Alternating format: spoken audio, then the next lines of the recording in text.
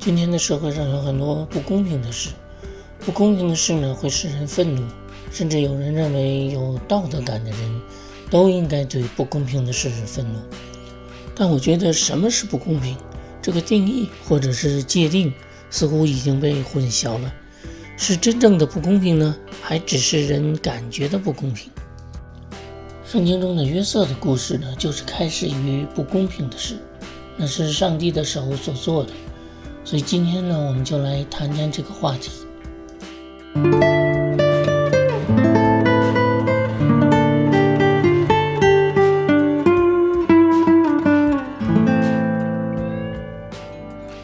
记得呢，在教会里听到关于创世纪的讲解的时候，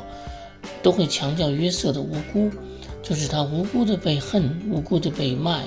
最后又是无辜的被下在监里。有时候过分的强调一个人的无辜呢，会使人想到那些恶待他的人都是一群不可理喻的恶魔。而事实上呢，约瑟被他哥哥们的恨呢，其原因呢，都是些很平常的理由，那就是不公平。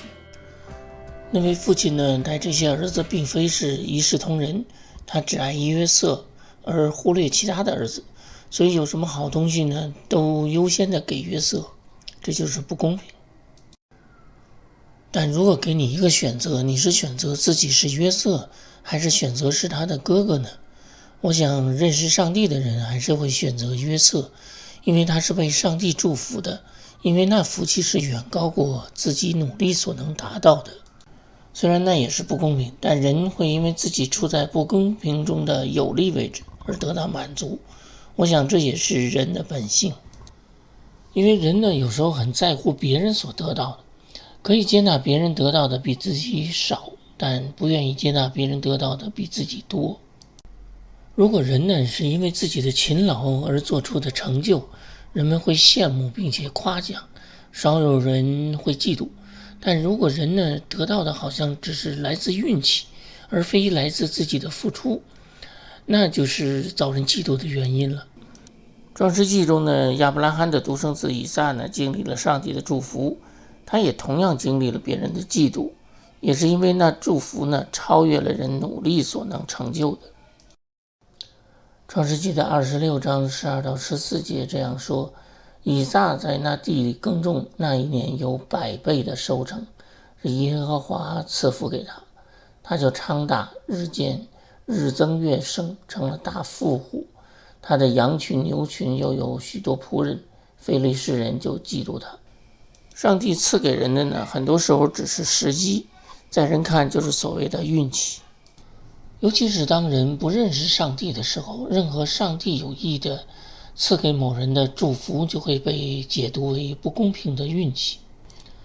虽然这就是人性，上帝祝福以撒并没有牺牲非利士人的利益，但非利士人看到他得到的更多，就会心怀不平，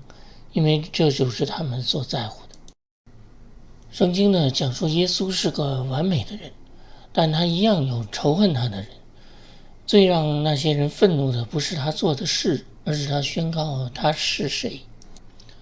这背后的原因呢，还是一样的，就是人们愿意接受他和众人是一样的，但他偏偏宣称自己是从上面来的，那是远高过人的，是他们不能接受的。这一点呢，也像约瑟，他受到父亲的宠爱是一方面，但最能使那些兄弟们接受不了的，那就是他的梦。明明他就是兄弟中的一个，可是他的梦呢，说他的地位将远高过他的兄弟们。所以我们看到那个在圣经中呢，无论是约瑟的兄弟们，还是害耶稣的犹太人，他们表现的愤怒只是他们的观念，因为那些人的愤怒来源于他们所嫉妒的这个人宣称自己是谁，并非这个人做错了什么。今天世界上的不公平并非都是上帝祝福造成的，不公平已经成为一种平常的现象。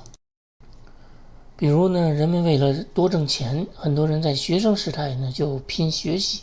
为了考上一所好的学校，最终的目的呢就是能进入大公司，拿到比较高的年薪。虽然呢，他们有资本嘲笑那些不愿意用功学习的人，然而有些人呢，虽然当年学习不好，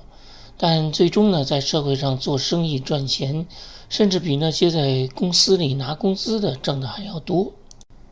这个时候呢，那些为了某个高薪职位而10年寒窗的人就会感到不公平，因为自己付出了很多，而别人好像没有付出什么，便轻松地抓住了机会而挣钱。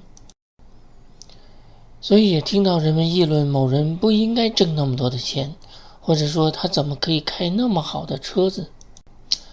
这类的抱怨呢，不是因为自己应该得到的而没有得到，只是因为别人得到了更多。耶稣呢讲过一个葡萄园的比喻，经文呢是在马太福音的20章。我不在这里读全部的故事，因为天国好比一家的主人清早出去雇人进他的葡萄园做工，他和工人们呢讲定一天1个银币，就打发他们进葡萄园去。这位主人呢，分别在上午的9点、中午以至下午3点，甚至下午的5点钟呢，不断的在雇人进葡萄园里做工。后来到了晚上呢，园主呢对工头说，叫工人都来给他们工钱，然后从后来的起到先来的为止。那么约在下午5点钟来最后进来的那些人呢，每个人拿到了1个银币。那些最先进园子做工的人呢，以为可以多拿，谁知也是1个银币。他们领到工钱以后，就埋怨那家的主人说，我们整天的劳苦受热，那些后来的只做了1个小时，你竟待他们和我们一样吗？那位主人呢回答说，朋友，我没有亏待你，你与我讲定的不是1个银币吗？拿你的钱走吧，我乐意给那后来的和你一样，难道我的东西不可以随我的意思用吗？这个比喻呢，解释了人们常说的不公平，很多时候只是人的观念，而非别人做错了什么。而这个观念呢，就是平均主义。不久前看到一个帖子说，人人打着不公平的旗号，谴责这个谴责那个，实际上他们的愤怒不是针对不公平，而是因为自己处在不公平中的不利的位置。这种骨子里的自私才是真正的人性。这个帖子呢，提醒人呢，所谓不公平，有的时候只是因为人看到别人所得到的，才会感觉到自己的不足，认为自己处在不公平中的不利位置。而实际上呢，这是不知足的心态，与真正的缺乏是完全不同的。耶稣呢讲过一个3个仆人的比喻，经文是这样的：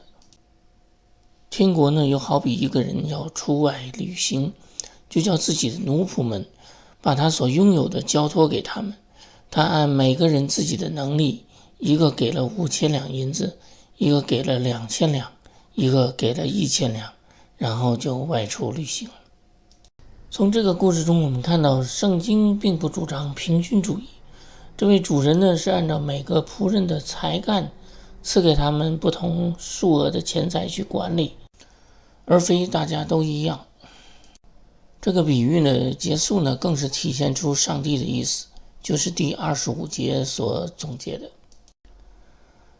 因为凡是有的呢，还要赐给他，使他丰富有余；那没有的，连他有的也要从他那里拿走。可见呢，上帝的标准与判定与我们所理解的公平是完全不同的概念。记得有位牧师说 God is not fair but just， 意思说上帝是不公平，但他却是公正的。